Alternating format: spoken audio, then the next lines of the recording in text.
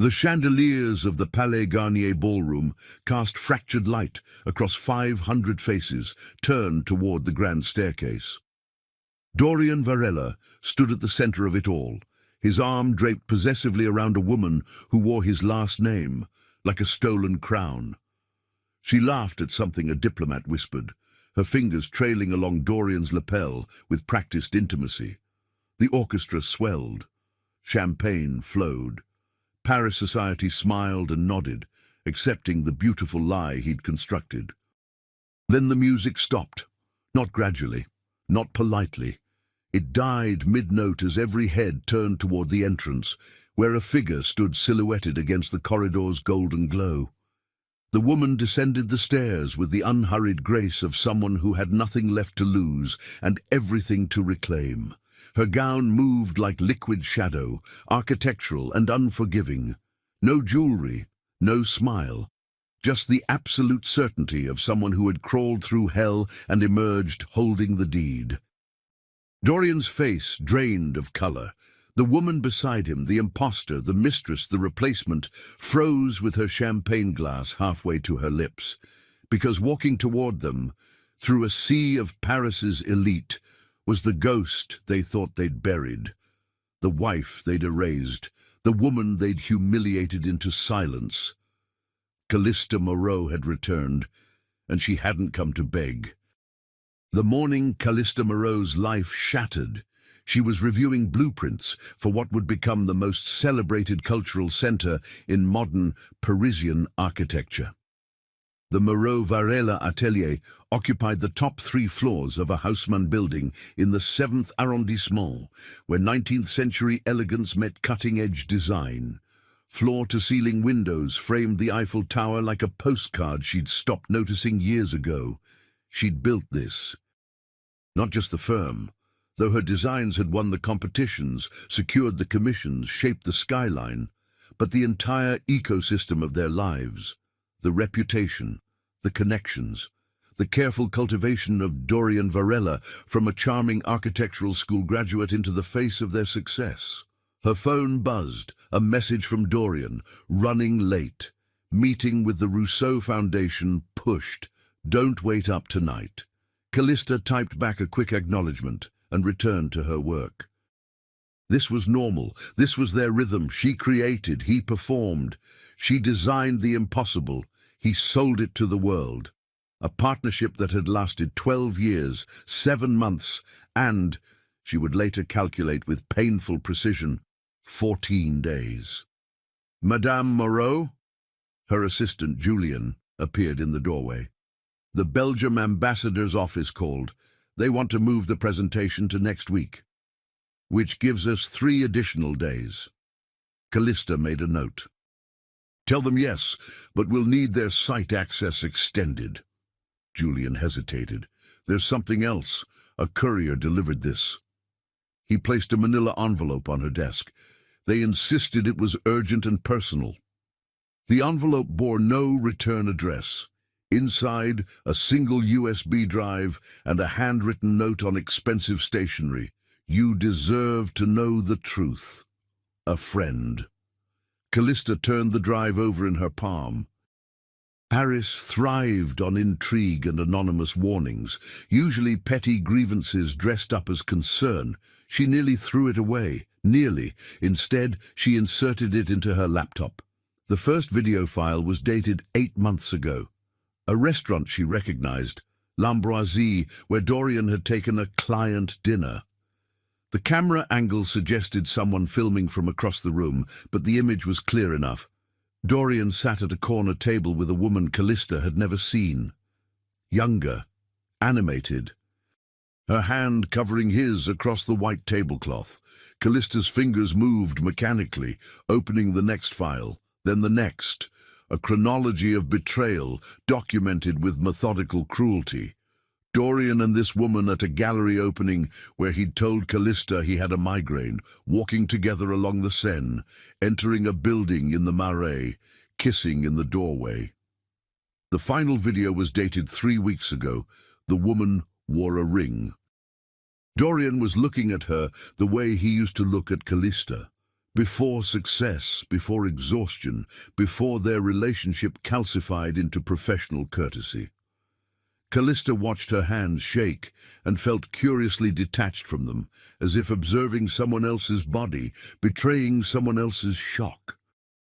The office around her, every carefully selected piece, every award on the wall, every blueprint representing hours she'd poured into building their empire, suddenly felt like a museum dedicated to her own stupidity.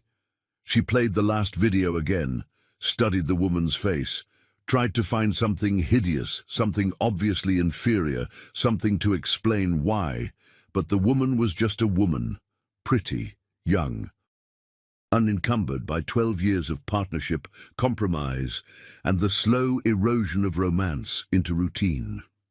The door opened.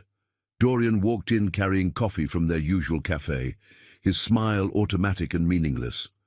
"Hey, sorry I'm late. The Rousseau meeting was—" He saw her face. "What's wrong?" Callista didn't answer immediately.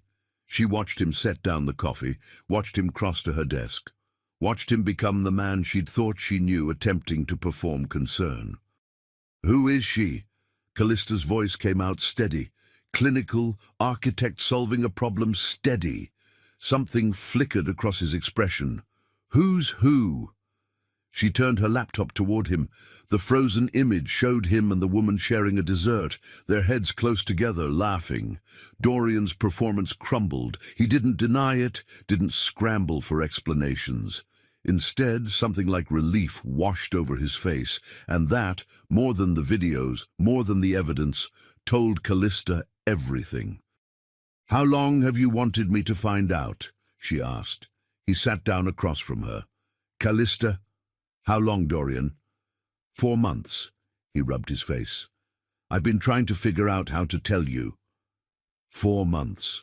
120 days of coming home to her, kissing her cheek, discussing their projects while planning his exit, while maintaining the fiction. "What's her name?" "Does that matter?" "Yes." Simone Duchamp. She works at the Musée d'Orsay. We met at the Delacroix retrospective.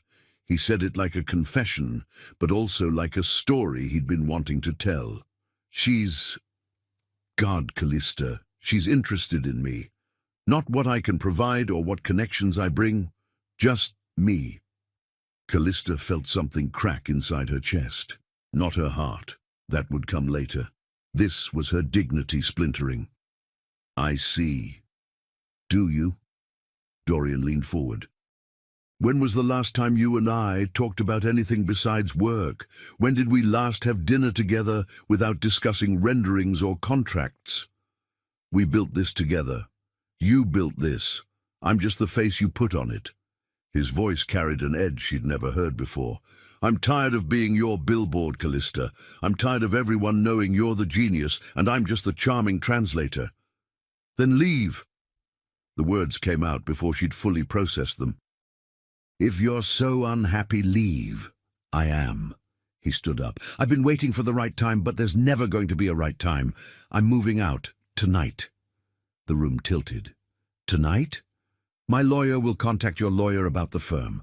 I'm entitled to half the partnership." And there it was. The real reason he'd been waiting, planning, documenting.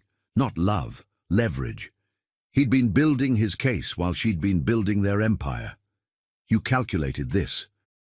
Callista stood, matching his height though feeling infinitely smaller. "The timing, the evidence you must have gathered.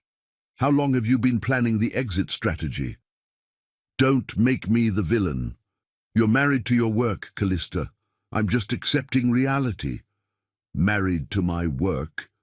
She heard her voice rise and hated herself for it. "I built this firm for us. Every competition I won, every impossible deadline I met, that was for our future." "No." Dorian grabbed his jacket from the back of the chair. "It was for your future. I was just along for the ride." He paused at the door. "I'll have movers come tomorrow for my things. Please don't be there. Let's keep this civil." He left. Just walked out of 12 years, like closing a door on a hotel room. Callista stood in the empty office as the Paris afternoon faded into evening. The city lights began their nightly performance, the Eiffel Tower starting its hourly sparkle. Below, people hurried home to partners who loved them, who saw them, who hadn't been planning betrayals measured in months and lawyers. She looked at her laptop, still frozen on the image of Dorian and Simone. Then at the blueprint spread across her desk, a cultural center that would bear the Moreau-Varela name for generations, their legacy built on the foundation of his lies. Her phone buzzed, a message from an unknown number. "There's more you need to know. Check your firm's accounts." "He's been planning this longer than you think." A friend Callista pulled up their business accounts with shaking hands. The pattern emerged slowly, then all at once. Small transfers, retainer payments to a law firm specializing in business dissolution, consulting fees to an accounting company that evaluated partnership assets. He'd been preparing for months. While she worked on the Belgium project, on the Dubai commission, on every design that required her complete focus, Dorian had been systematically constructing his exit. The sun set completely. The office grew dark around her. And Callista Moreau, celebrated architect, genius designer, woman who had spent 12 years building dreams in glass and steel, realized she'd forgotten to design the most important structure of all, a life that couldn't be stolen in a single afternoon. Her phone rang. Her mother. Callista sent it to voicemail, then her sister, then her best friend from university. Word was spreading through their social circle with the efficient cruelty of Parisian gossip. She was the wife who didn't notice, the successful woman too absorbed in her work to see her husband slipping away, the cautionary tale women would whisper about at dinner parties. Callista looked at her reflection in the darkened window. She barely recognized the woman staring back, impeccably dressed, perfectly composed, completely hollowed out. She picked up her phone and typed a message to her lawyer. "Need to see you first thing tomorrow. It's urgent." Then she walked out of the office she'd built, rode the elevator down through the building she'd helped landmark, and stepped onto the Paris streets she'd helped reshape. Everything around her bore her mark, her vision, her fingerprints. Everything except the man who'd stood beside her through it all. The betrayal would teach her many things in the months to come. But the first lesson landed that night, walking home through the city she'd helped build.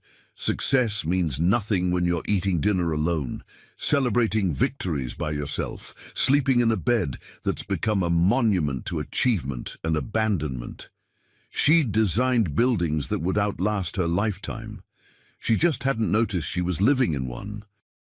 The dissolution of a 12-year partnership should be private, dignified, handled through lawyers in conference rooms far from public scrutiny. Dorian Varela had other plans. Callista learned this 3 weeks after their separation, when she opened Le Figaro over her morning coffee, a ritual she'd maintained with religious precision, despite the fact that everything else in her life had collapsed into chaos. The coffee tasted like ash lately, but she drank it anyway. Routine was armor. The headline appeared on page 6 of the lifestyle section. Architecture's golden couple splits. Dorian Varela opens up about life after love. The photograph showed Dorian at a cafe terrace, sunlight catching his profile in that effortlessly photogenic way that had made him the face of their firm. Next to him, close enough to suggest intimacy without being overtly provocative, sat Simone Duchamp. The caption read, "Varela with companion Simone Duchamp, curator at the Musée d'Orsay." Companion? Not mistress. Not the woman who had exploded his marriage. Just companion. Callista's hands trembled as she read, "The end of a marriage is never easy," Varela says, stirring his espresso with the contemplative manner of a man who has spent considerable time in reflection. "Callista and I built something extraordinary together," The firm will always be our shared legacy. But somewhere along the way, we forgot to build a life. Undale, when asked about the challenges of partnership, both professional and personal, Varela becomes thoughtful. Callista is brilliant, genuinely brilliant, but brilliance can be consuming. She poured everything into her designs, into perfection, into achievement. There wasn't much left over for us. The article continues with Varela's thoughts on moving forward, on the impossible position of being overshadowed by a spouse's genius, on the relief of stepping into his own light. Simone Duchamp, he notes, has helped him remember who I am beyond the firm, beyond the projects, beyond being Callista Moreau's husband. The coffee cup shattered in the sink. Callista stared at the pieces scattered across the porcelain, sharp, irreparable, glittering in the morning light, a perfect metaphor her architect's brain immediately registered and resented. He'd rewritten their entire history, turned her dedication into neglect, transformed his betrayal into liberation, made himself the victim of her success. Her phone exploded with messages, friends sending sympathy, colleagues asking if she wanted to respond, her mother calling to ask if she'd seen it, voice tight with maternal fury. But it was the message from her sister that made Callista finally understand the full scope of Dorian's strategy. He's been planting this narrative for months. Remember Margot's dinner party in March? He told everyone you'd become married to your work. This isn't impulse. This is orchestrated. Callista pulled up her laptop and began searching. Once you knew what to look for, the pattern was obvious. A quote here in a trade publication about balancing professional and personal demands. An interview there about the challenges of partnership. A podcast where he discussed supporting a spouse's ambition while maintaining your own identity. He'd been building his defense long before she'd discovered his crime. The firm's phone rang constantly. Clients wanting to know about the partnership's future, press requesting interviews, and through her assistant Julian, a message from Dorian's lawyer. Mr. Varela would like to settle the partnership dissolution quickly and amicably. He's proposing a 50-50 split of all firm assets, intellectual property, and future commissions derived from shared work. 50% of everything she'd created. 50% of the designs that bore her signature, her vision, her countless sleepless nights solving impossible structural problems while he'd been out networking. Madame Moreau? Julian stood in her office doorway looking miserable. The Belgium ambassador's office called. They're asking if the firm will continue, if the project timeline will be affected. Tell them the project continues as planned. Callista's voice came out mechanical. Tell them I've never missed a deadline, and I don't intend to start now. There's something else. Julian closed the door. I probably shouldn't tell you this, but Dorian has been meeting with some of our junior designers, offering them positions at a new firm he's starting. He can't do that. Actually, the non-compete we have them sign only prevents them from working on similar projects for 6 months. After that, Julian trailed off miserably. Callista understood. Dorian wasn't just leaving. He was planning to hollow out her firm, take her trained staff, and compete directly with her using everything she'd taught him. That evening, she received an invitation to the Duchamp Gallery's new exhibition opening. The gallery belonged to Simone's family, old money, old connections, the kind of Parisian establishment that had taken years for Callista to crack as a relative outsider. The invitation was addressed to Callista Moreau and guest. But the guest line was crossed out. A handwritten note added, "Thought you should know Dorian will be attending. Simone is curating. We thought transparency was better than awkwardness. Monsieur Duchamp transparency." They were inviting her to watch them move through her social circles as a couple. To see Simone occupy the space Callista had carved out over a decade of attending these events, making connections, building the relationships that fed their firm's pipeline. She didn't go. But her absence, she learned later, became part of the narrative too. Poor Callista, people whispered over champagne. Too proud to face reality, too focused on her work to have seen this coming. The real humiliation came 2 weeks later at the Paris Architecture Biennale. Callista had committed to speaking on a panel months earlier, before the separation, before the public dismantling of her marriage. She'd considered cancelling. Her lawyer advised it. Her sister begged her to. But Callista Moreau had never cancelled a commitment in her professional life. She arrived at the Palais de Tokyo to discover Dorian was also speaking on a different panel scheduled in the adjacent hall. His topic, collaborative architecture, when to stand behind your partner and when to stand alone. The irony was so thick it was suffocating. Worse, the organizers had placed their panels back-to-back in the same space, with only a 30-minute break between. Callista's panel on innovation in cultural design would end minutes before Dorian's began. Everyone would see them in the same room. Everyone would watch for signs of collapse, bitterness, weakness. She walked onto the stage with her head high, her presentation flawless. Spoke about the Belgium project, about pushing boundaries, about architecture as a form of optimism made concrete. Her voice never wavered, her hands never shook. She almost made it through. Then during the Q&A, someone asked, "Given recent changes in your personal life, how do you maintain creative focus during emotional turmoil?" The room held its breath. 200 architects, designers and press waiting to see if she'd crack. Architecture, Callista said carefully, requires absolute presence. When you're calculating stress loads or designing spatial relationships, there's no room for distraction. Personal difficulties are irrelevant to structural integrity. The building doesn't care about your marriage. It cares about whether you did the mathematics correctly. Polite applause. But she saw it in their eyes. They wanted more. They wanted tears or rage or some evidence that she was human underneath the composed exterior. She denied them that satisfaction, but as she left the stage and moved through the crowd toward the exit, she saw him. Dorian stood near the entrance, Simone beside him. They were laughing with a group of Swedish designers Callista had introduced him to 2 years ago. Simone's hand rested lightly on Dorian's arm, familiar, possessive, natural. Simone looked up and saw Callista. Instead of discomfort or guilt, her expression held something worse. Pity.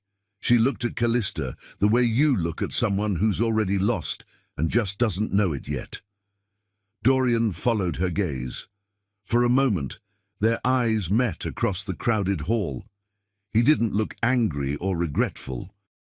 He looked relieved, like a man who'd finally put down a heavy burden. Callista made it to the bathroom before the shaking started. She locked herself in a stall and pressed her back against the wall, breathing through waves of humiliation that came not from the betrayal itself, but from how completely she'd been rewritten. She was no longer Callista Moreau, visionary architect. She was Callista Moreau, the wife too obsessed with work to notice her husband's affair. The cautionary tale. The woman who built buildings but couldn't build a marriage. Her phone buzzed. A message from her lawyer. Dorian's team is pushing for settlement conference next week. They're threatening to freeze firm operations if you don't negotiate. We need to talk strategy. Another message, this one from a former colleague. Saw you at the Biennale. You handled that with grace. But between us, word is, Dorian's been telling people he effectively ran the firm's business side while you designed. He's trying to claim credit for every commission. You need to protect yourself. Callista stared at the messages, then at her reflection in the bathroom mirror, still impeccably dressed, still composed, still performing the role of woman who has it together. But her eyes told a different story. They were the eyes of someone realizing that truth didn't matter, narrative mattered. and Dorian had spent months crafting his while she'd been too busy working. She walked out of the bathroom to find Simone standing in the corridor, clearly waiting. "Callista." Simone's voice was gentle, which somehow made it worse. "I wanted to talk to you, to explain—" "Don't." The word came out sharper than intended. "I never meant for anyone to get hurt. What Dorian and I have, it just happened." "Nothing just happens." Callista heard the exhaustion in her own voice. "People make choices. You both made yours. Now I'm making mine. Which is to stop letting his narrative define me." She walked away, leaving Simone in the corridor. But as she pushed through the exit into the Paris evening, Callista realized she had no idea what her own narrative was anymore. For 12 years, she'd been half of a partnership, half of a marriage, half of Moreau Varela. Who was Callista Moreau alone? She'd built monuments that would outlast her, designed spaces that would shelter thousands, created beauty that would endure centuries. But she couldn't answer the simplest question. Who was she when no one was watching, when there was no deadline, no commission, no panel to speak on? That night, alone in her apartment, the one she'd designed in the building she'd helped landmark, Callista opened a bottle of wine she'd been saving for a special occasion that would never come. She sat at her drafting table, surrounded by blueprints and awards and evidence of a brilliant career, and let herself feel the full weight of her humiliation. Tomorrow, she would be strong. Tomorrow, she would fight Dorian's lawyers and defend her legacy and begin rebuilding. But tonight, she was just a woman who'd lost her husband to a younger mistress, who'd become a cautionary tale, who'd learned that success means nothing if you're eating it alone at a table built for two. The wine tasted like failure, and somewhere across Paris, in the apartment Callista had never seen, Dorian and Simone were probably toasting their future, laughing about the wife who'd never seen it coming. The humiliation wasn't the affair, it was the realization that she'd been so easy to replace, so easy to rewrite, so easy to forget. Callista had designed buildings that would last centuries. She just hadn't noticed she was becoming a ghost in her own life. The settlement meeting was scheduled for a Wednesday in May, in a conference room that overlooked the Seine. Callista arrived 15 minutes early, a lifetime habit of preparation that now felt like weakness. Her lawyer, Marguerite Beaufort, was already there, spreading documents across the table with the efficient brutality of someone who'd navigated hundreds of these dissolutions. "Remember what we discussed," Marguerite said without preamble. "Don't react. Don't engage emotionally. This is business, not marriage counseling. I understand. Do you? Because Dorian's team is going to push every button they can find. They want you angry. Angry people make mistakes." Callista studied the documents, financial projections, asset valuations, a decade of her work reduced to spreadsheet cells and legal terminology. "I won't give them the satisfaction." Dorian arrived exactly on time with 2 lawyers and an accountant. He'd cut his hair, lost weight.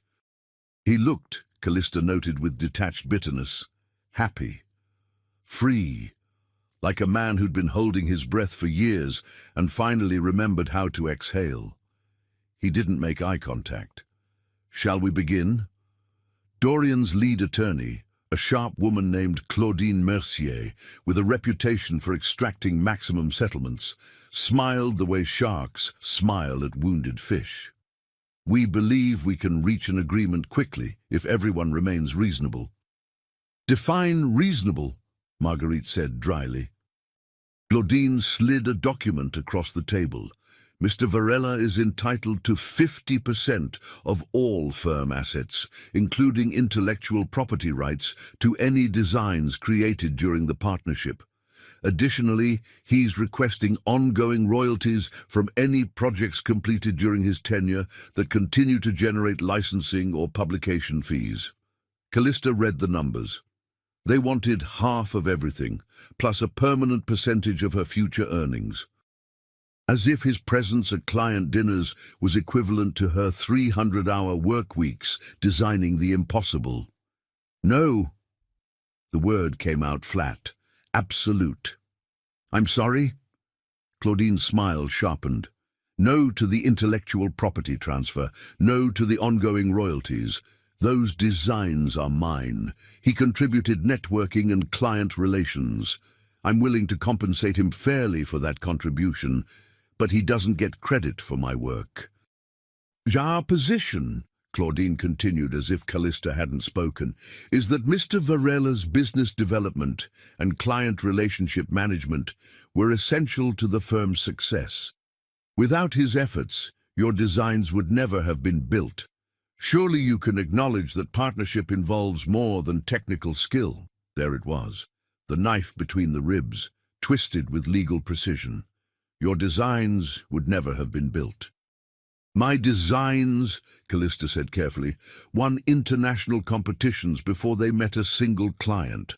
My designs solved structural problems that other architects said were impossible. My designs earned awards, publications, and accolades. What specifically did your client contribute beyond looking good in photographs? Dorian finally looked at her. Is that really what you think? That I was just a pretty face? I think you were the person I trusted while I was building our future. I think you used that trust to plan your exit strategy while I was working 100-hour weeks. You worked 100-hour weeks because that's who you are, Callista. Not because I demanded it, not because we needed it. Dorian leaned forward. You disappeared into your work because it was easier than being present in our marriage. Don't! Marguerite's voice cut across the tension. This isn't therapy. This is asset division. Monsieur Varela, if you want to negotiate moral high ground, you'll need to find a different venue. But Claudine was already pulling out another document. Perhaps we should discuss the emotional distress Mr. Varela experienced during the final years of the marriage.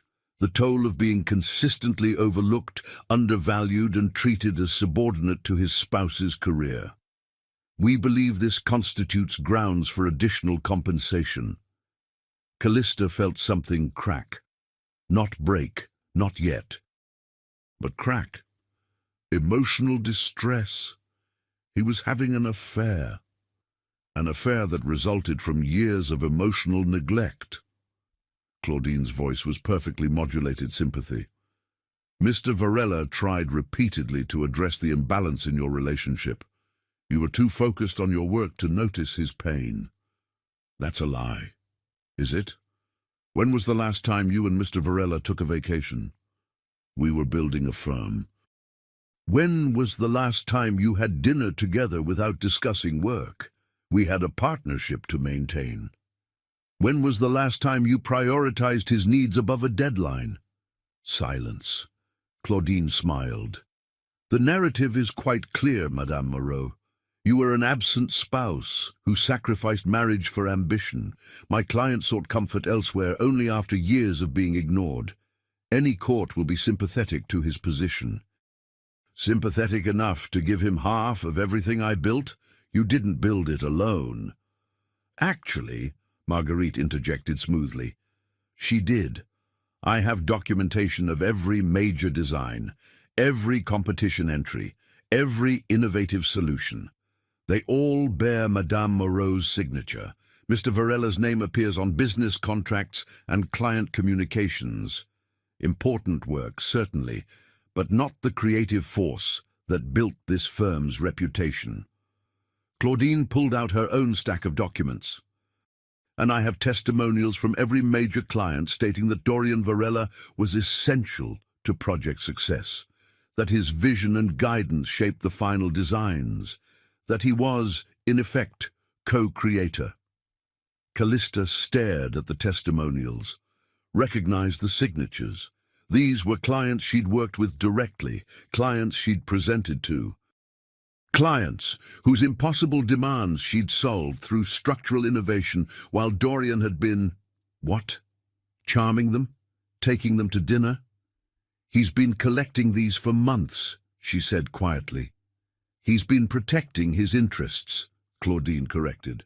While you were focused on your next award, he was ensuring he'd be fairly compensated for his contributions. Compensated for what? Showing up? Smiling? I designed those buildings. I solved the engineering problems.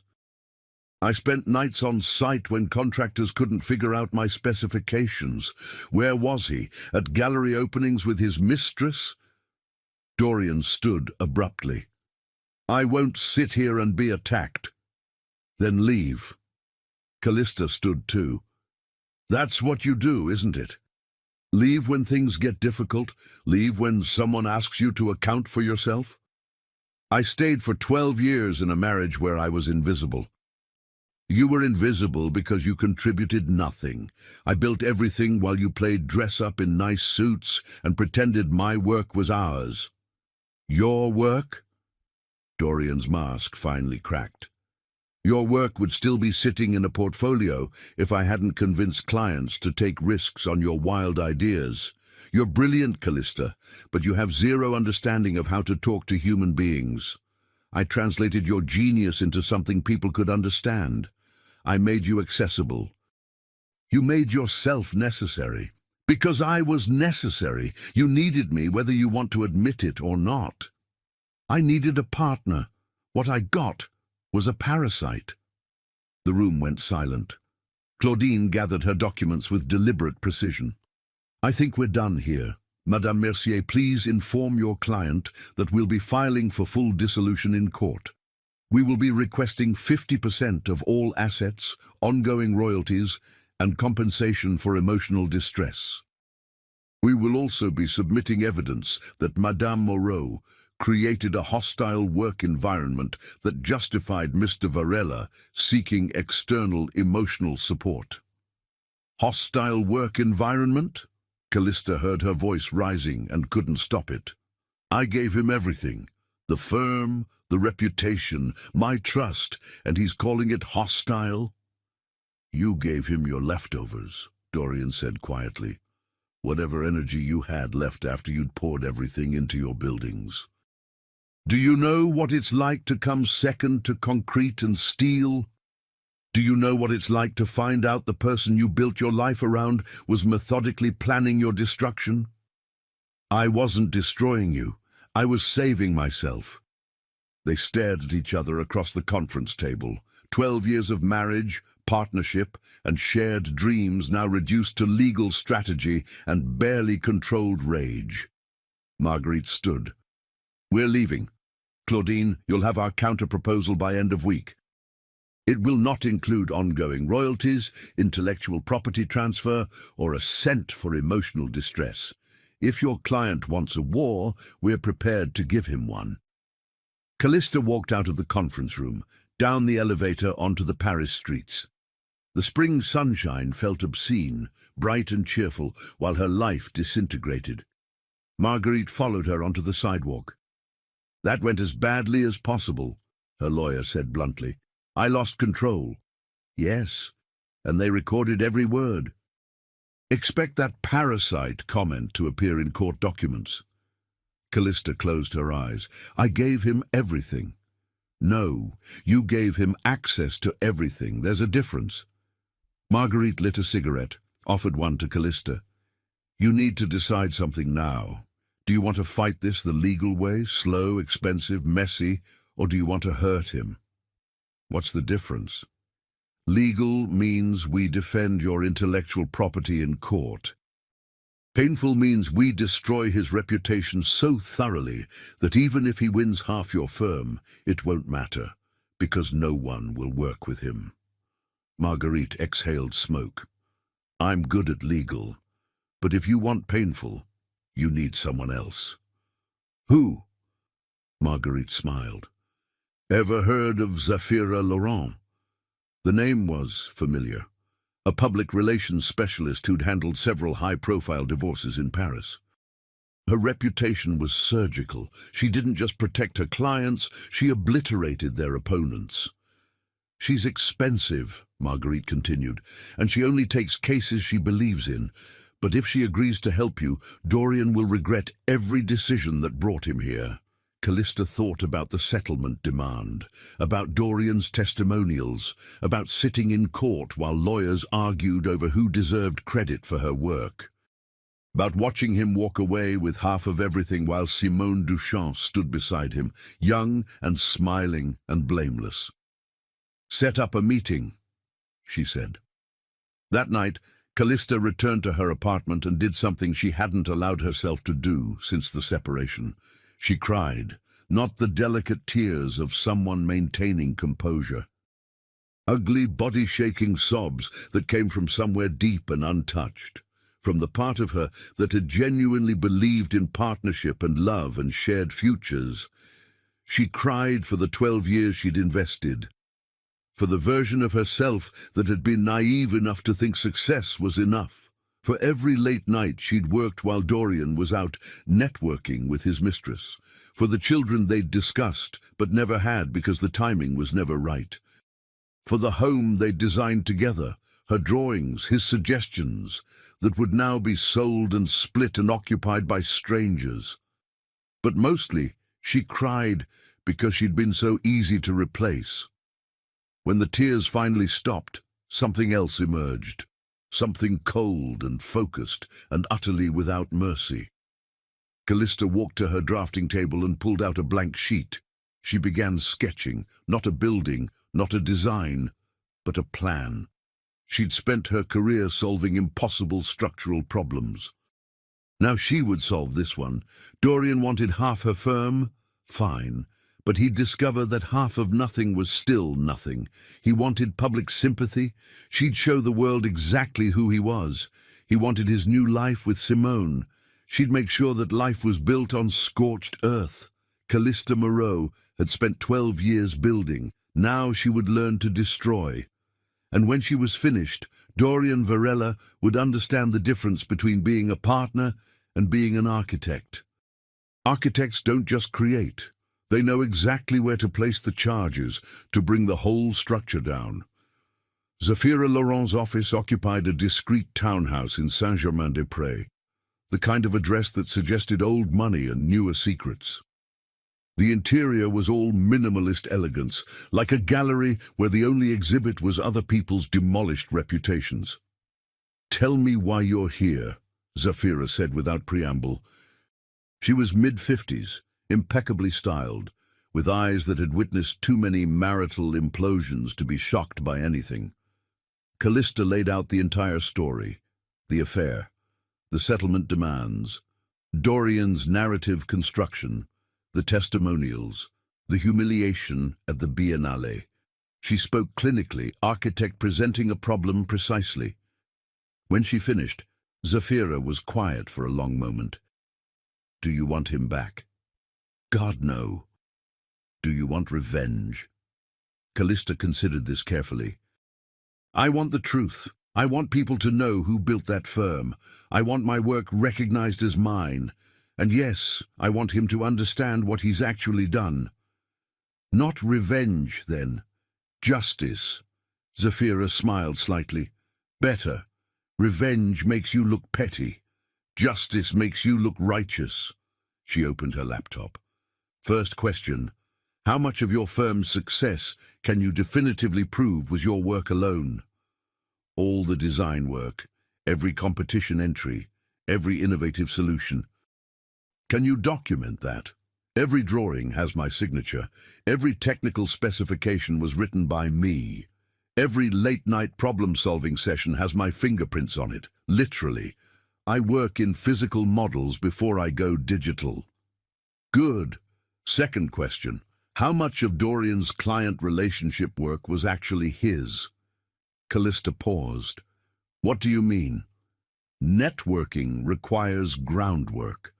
Someone introduces you to someone who introduces you to a potential client. Who did that groundwork?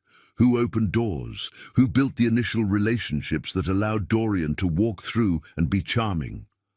The answer emerged slowly, then all at once. "I did. Every major client came through connections I'd developed. My university network, my competition wins, my publications.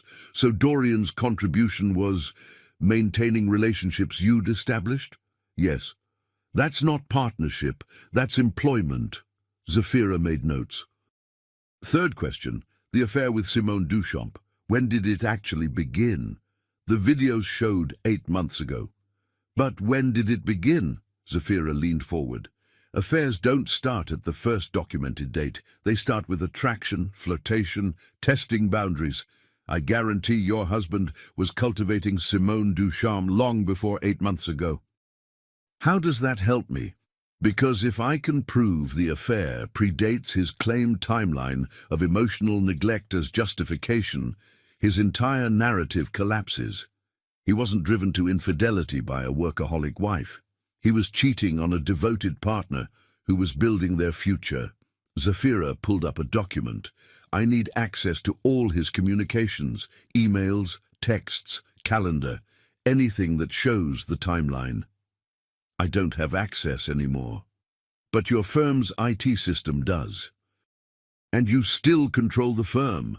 Zafira smiled. Get me access, I'll find the truth. Over the next 3 weeks, Callista executed the most important design of her career, the systematic reconstruction of reality. The firm's IT records revealed patterns Dorian had thought were hidden, calendar entries deleted but still logged in backups. Email threads that showed the affair had begun 14 months ago, 6 months before he claimed to be suffering from Callista's neglect. Text messages with Simone that revealed they'd been planning their future together while Callista was finalizing the Belgium project. But Zafira found something more valuable, evidence that Dorian had been using firm funds for his affair, expensive dinners charged as client meetings, hotel rooms booked as business travel, gifts purchased through the firm's accounts. None of it was technically illegal. He was a partner, after all. But it painted a picture of a man using his wife's success to finance his betrayal. This is good, Zafira said during their weekly strategy session. But it's not enough. We need to shift the public narrative. Right now, you're the workaholic wife. We need to make you the betrayed genius. How? By reminding everyone exactly who you are. Zafira slid a folder across her desk. These are interview requests you've declined over the past year. Architecture magazines, design publications, TED Talk invitations. You said no to all of them because you were too busy working. I was designing the Belgium project. And Dorian was out being the public face of your firm. That ends now. You're going to accept every invitation. You're going to speak at every conference. You're going to remind the architectural world that Callista Moreau is not the supporting character in this story. She's the entire story. Callista looked at the list. Dozens of opportunities she dismissed because she preferred to work rather than talk about work. This will take time away from actual design. You're already spending all your time fighting lawyers. Spend it building your public presence instead. Zafira pulled up a website. And we're going to start here. It was the Palais Garnier website, advertising their annual charity gala. The event drew Paris's cultural elite, politicians, artists, business leaders, and society fixtures. The kind of event Callista had attended dutifully beside Dorian, but never particularly enjoyed. Why this? Because, Zafira said with a predatory smile, Dorian and Simone will be there. The Duchamps are major donors. They'll be presenting as a couple. Society will be watching to see if you hide or crumble. She leaned forward. Instead, you're going to walk in like you own the building, because architecturally speaking, you helped save it during the restoration committee work 3 years ago. That was advisory. But your structural solutions prevented the main hall from collapsing. I checked. You were never publicly credited. Zafira pulled up architectural journals.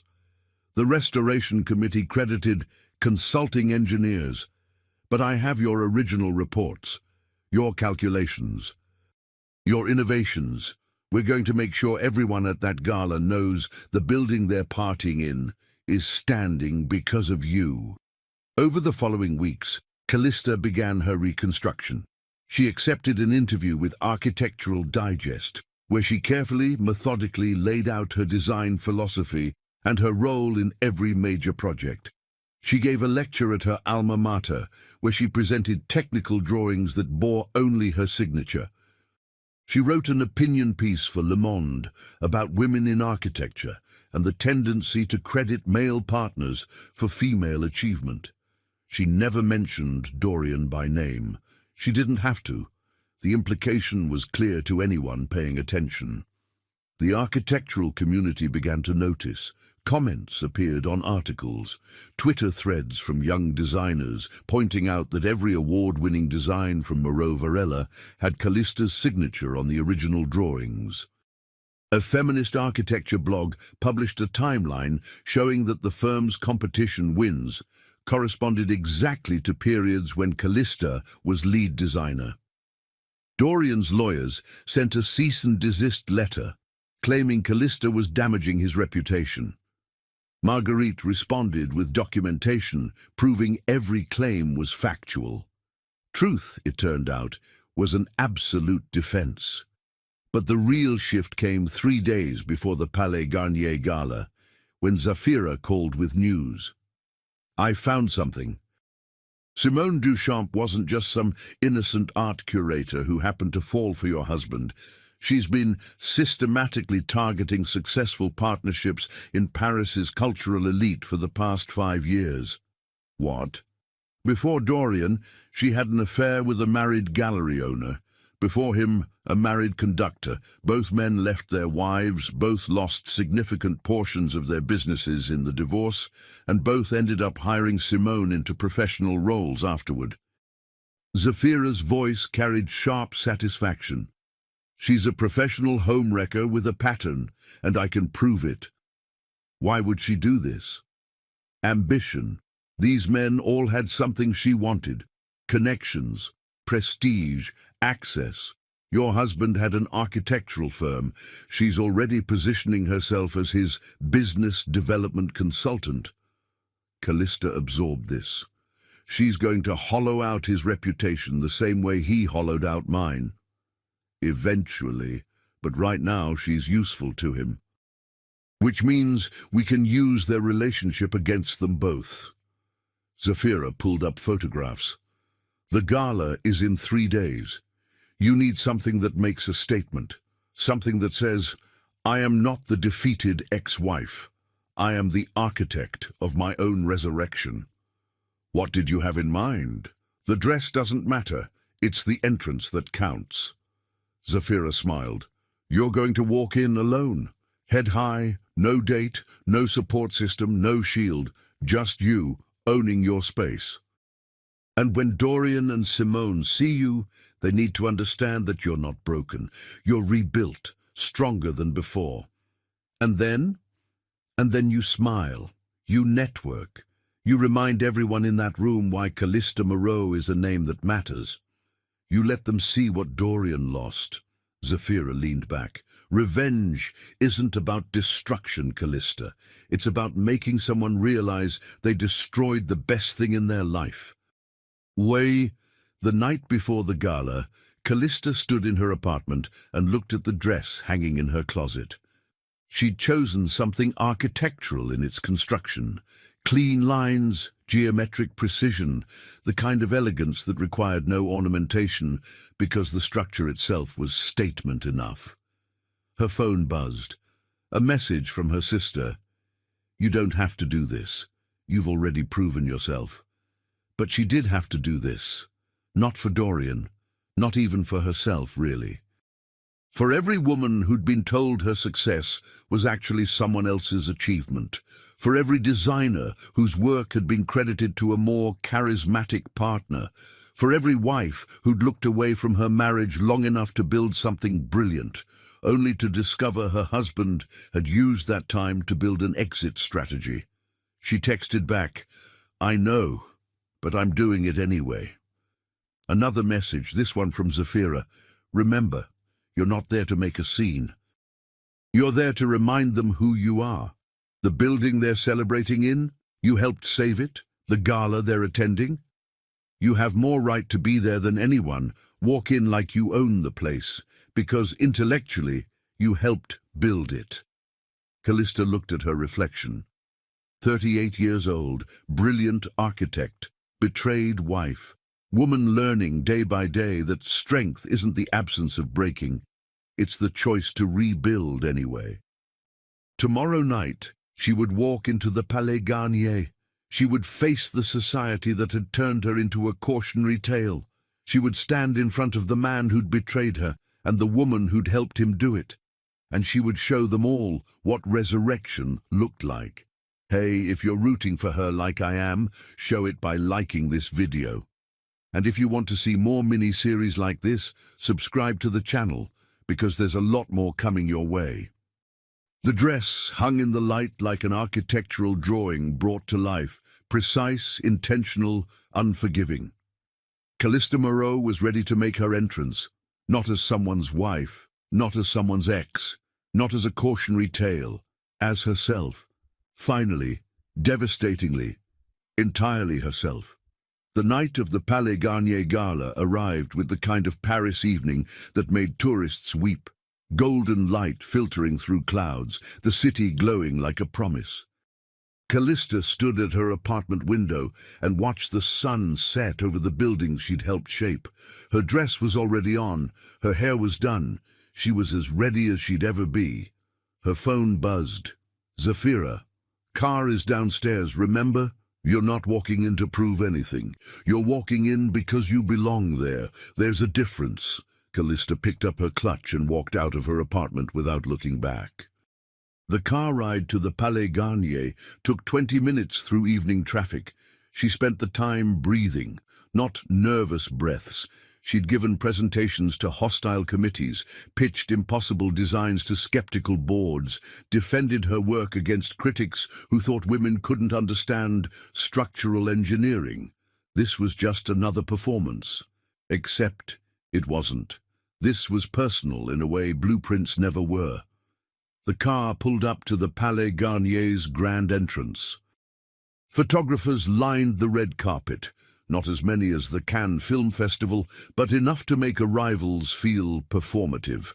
Callista had walked this carpet beside Dorian at previous galas, always slightly behind, letting him handle the cameras while she thought about structural loads and cantilever equations. Tonight, she stepped out alone. The photographers noticed immediately. Cameras swiveled, flashes erupted. She heard whispered questions. Is that Callista Moreau? I thought she wouldn't come. Where's Varela? She walked up the steps with the measured pace of someone who had nowhere to rush to and nothing to prove. Let them look, let them photograph, let them wonder why she wasn't hiding. Inside, the Palais Garnier's foyer glittered with Belle Epoque opulence, marble, gold leaf, and that particularly French grandeur that managed to feel excessive and perfect simultaneously. 500 guests milled through the space in evening wear, champagne glasses catching light like promises. Callista accepted a glass from a passing waiter and surveyed the room. She spotted familiar faces, architects she'd competed against, clients she'd worked with, society fixtures who'd whispered about her marriage's collapse. They noticed her. Some looked away. Others watched openly, waiting for drama. She disappointed them by simply existing, poised and present. Callista Moreau. A voice behind her. She turned to find Philippe Marchand, director of the Palais Garnier's Restoration Committee. I wasn't sure you'd come. Why wouldn't I? I helped restore this building. Philippe's expression shifted, surprised, then embarrassed. Of course, your structural analysis during the restoration was invaluable. I should have mentioned that in my opening remarks, but you credited the engineering firm instead of the consultant who actually solved the problem. She said it without rancor, just fact. It's fine, Philippe. I'm used to my work being attributed to others. He had the grace to look uncomfortable. I could still mention, "Don't worry about it. I know what I contributed. That's enough." She smiled slightly. "Though I notice you're using the original lighting design I suggested. It looks beautiful." "It does." Felipe studied her.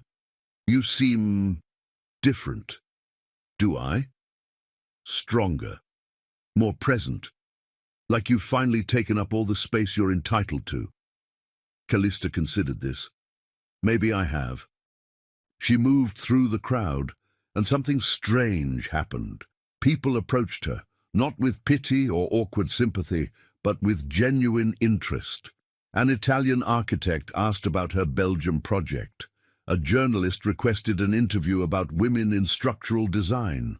A young designer asked how she'd calculated the load distribution on the cultural centre's cantilevered roof. She answered questions, discussed projects, explained innovations, and slowly the narrative began to shift. She wasn't the abandoned wife at a gala. She was Callista Moreau, architect, holding court in a building she'd helped save. Then the orchestra stopped. Callista turned toward the grand staircase and felt time crystallize. Because descending the stairs, arm in arm, were Dorian and Simone. Simone wore something dramatic and attention-seeking, the kind of dress that announced its wearer rather than complimenting her. Dorian looked exactly as he always did, polished, charming, comfortable in the spotlight. They reached the bottom of the stairs, and the crowd parted slightly.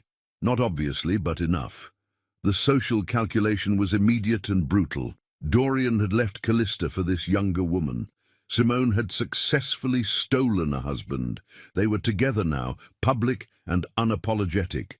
Dorian's eyes found Callista across the room. For a moment, they just looked at each other. 12 years of marriage, partnership, and shared dreams, now reduced to this. Former spouses at a society gala, separated by 100 feet and an unbridgeable gulf of betrayal. Callista raised her champagne glass slightly.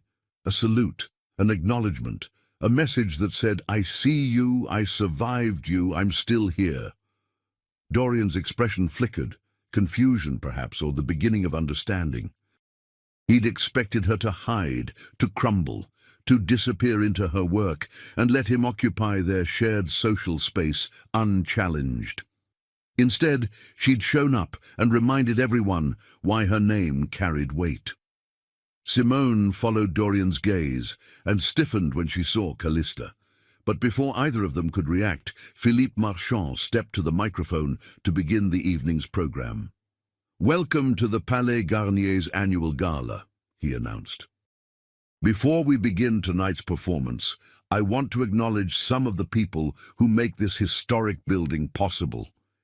He ran through the usual list: donors, board members, supporters. Then he paused. "I also want to correct an oversight from our restoration 3 years ago. We credited our engineering firm for the structural solutions that prevented collapse in the main hall. But the truth is, those solutions came from one person, Callista Moreau, whose innovative stress load calculations and support design saved this building. Callista, please stand so we can acknowledge your contribution." The room went silent. Callista hadn't expected this. Felipe must have decided to make amends. She stood slowly, feeling 500 pairs of eyes turned toward her. The applause started small, then built. Architects who knew the technical difficulty of what she'd solved. Engineers who understood the innovation required. Even society figures who simply recognized that she'd been publicly validated in a room that had been whispering about her marriage's failure. Across the room, Dorian's face had gone pale. Because everyone now understood, Callista Moreau wasn't just a brilliant architect. She'd literally saved the building they were celebrating in. Her work was beneath their feet, above their heads, holding up the very space where Dorian was trying to debut his new relationship. Felipe continued, "I encourage everyone to seek Callista out this evening if you're interested in learning about the restoration process. Her work is a masterclass in problem-solving. The applause continued as Callista sat down. Around her, people leaned in with questions, requests for her card, invitations to speak at upcoming events. She'd been invisible for 12 years, standing beside Dorian while he worked the room. Tonight, she'd become the room. The evening continued. Callista networked with genuine engagement rather than dutiful attendance, discussed projects, made connections, reminded the architectural world that she existed independent of her failed marriage. And then, inevitably, Dorian approached. He waited until she was momentarily alone, near the bar between conversations. "Callista." "Dorian." "You look well." "I am well." He shifted uncomfortably. "I didn't expect you to come tonight. Why wouldn't I? I have every right to be here, more right than most, as it turns out." Philippe's speech, that was unnecessary. Was it? Or was it accurate? She turned to face him fully. "You spent 12 years taking credit for my work. Tonight, someone finally corrected the record. If that makes you uncomfortable, perhaps you should examine why. I never took credit for your designs. You just stood beside me while everyone assumed we were equal contributors. You never corrected that assumption." She paused. "Actually, that's not true. According to your settlement demands, you actively encouraged it. I'm entitled to fair compensation." "For what, Dorian? For being charming at dinner parties, for maintaining relationships I established, for using firm funds to finance your affair?" His jaw tightened. "That's a lie." "Is it? Should we discuss the hotel receipts, the restaurant charges, the gifts purchased on the firm's accounts?"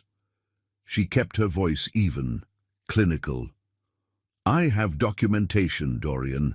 Every expense you thought was hidden, every meeting that was actually a date, every business trip that was actually a romantic getaway. You had me investigated. I had our firm's finances audited, standard procedure during dissolution. The investigation was just a natural consequence of what we found." Dorian looked around, suddenly aware that people might be watching. This isn't the place. Actually, this is exactly the place. You wanted public validation of your new relationship. You wanted to parade Simone through our social circles and have everyone accept her. So accept this too. I'm not disappearing. I'm not hiding. I'm not letting you rewrite history. Simone materialized beside Dorian, her hand finding his arm with possessive ease. "Is everything all right?" "Fine," Dorian said tightly. Simone looked at Callista with poorly disguised hostility. "You're causing a scene." "Am I?" Callista glanced around the room. No one was staring. No one was filming. It was just three people having a conversation. Or am I just existing in a space where you'd prefer I didn't? "This is exactly why Dorian left you," Simone said, her voice sharp. "You're cold, calculating, incapable of basic human warmth." Interesting perspective from someone who makes a career of seducing married men. Callista said it pleasantly, like commenting on the weather. "Tell me, Simone, how many partnerships have you destroyed? 3? 4? I lost count when Zafira showed me your pattern." Simone's face went white. "I don't know what you're talking about." "Of course you don't. Just like you don't know that Dorian is already planning his exit strategy from you too. He's been meeting with a business attorney about separating from the firm he's supposedly building with you. Did he mention that? Or is transparency only required from wives, not mistresses?" Dorian grabbed Simone's arm. "We're leaving." "Already?" Callista smiled. "But the evening's just begun, and I was so enjoying our reunion." They walked away, Simone visibly shaken, Dorian rigid with suppressed rage. Callista watched them go and felt nothing. No satisfaction, no regret. Just the cool certainty of someone who'd finally stopped letting other people's narratives define her story. The rest of the evening passed in a blur of conversations and connections. Callista stayed until the end, one of the last to leave, because she could. because this was her space now, not as Dorian's wife, not as half of a partnership, but as herself. She stepped out into the Paris night and breathed in the city she'd helped shape.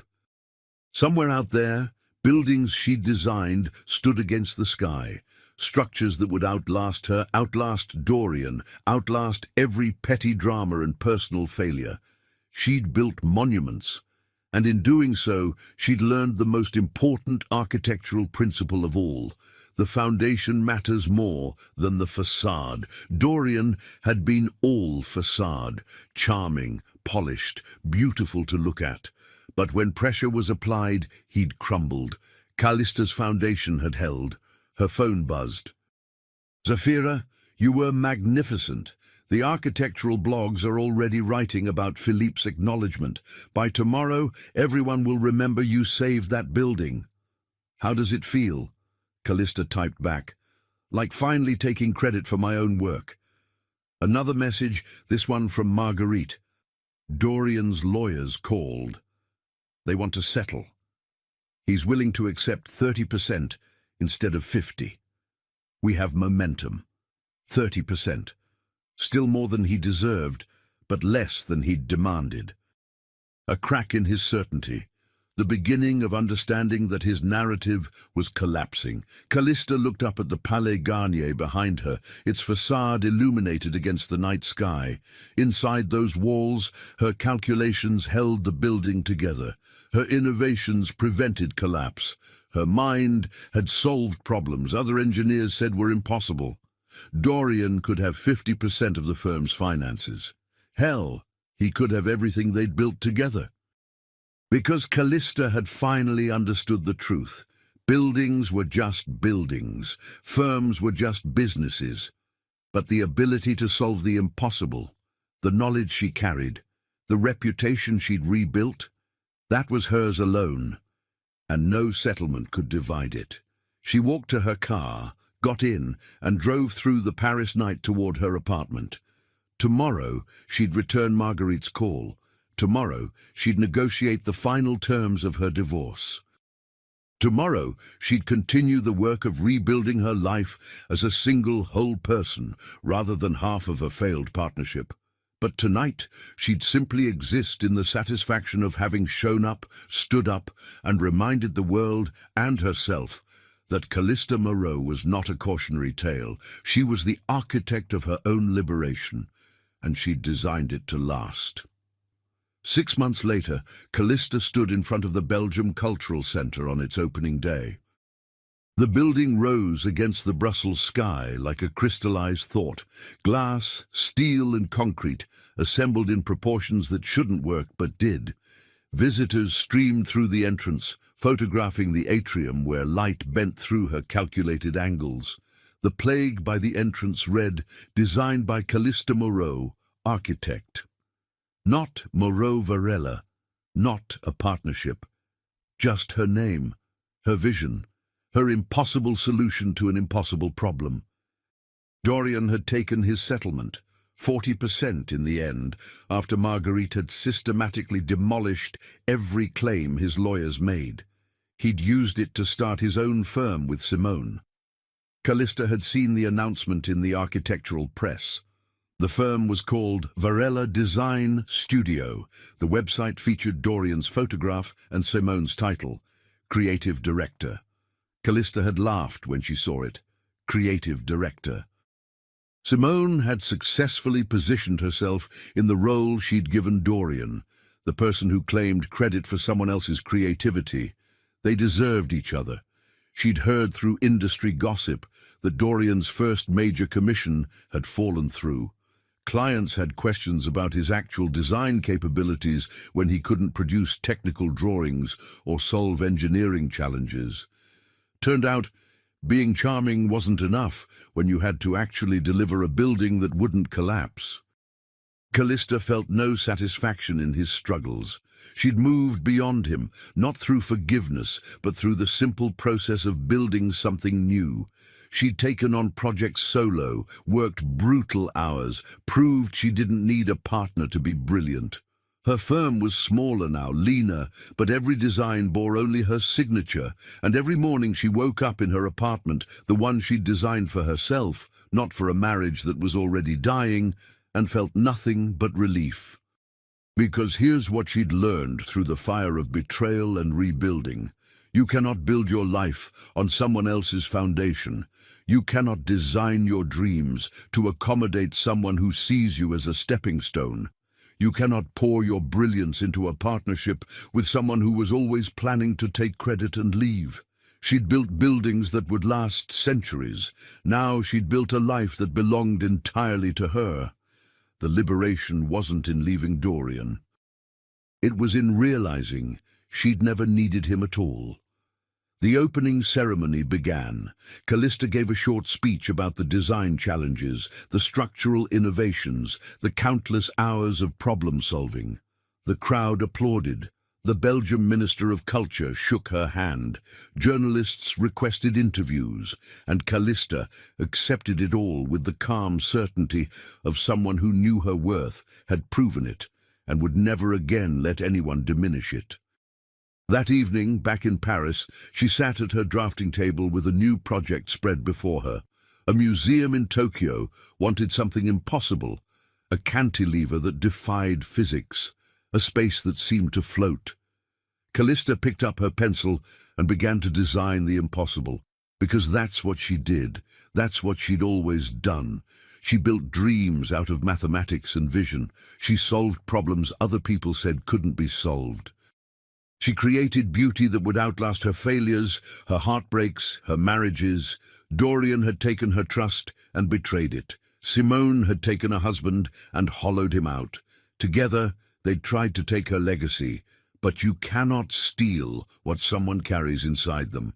Callista Moreau had rebuilt herself from the rubble of her marriage, and what emerged was stronger, clearer, more authentically herself than the woman who'd existed in partnership with someone unworthy of her.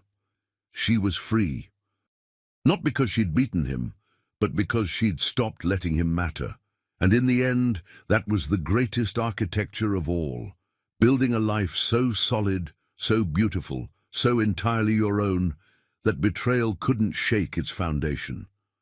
She bent over her drafting table and drew the first line of her impossible Tokyo museum. The pencil moved with the certain hand of someone who'd learned the hardest lesson. You cannot build on someone else's promises, but you can build on your own strength. And that structure will stand forever.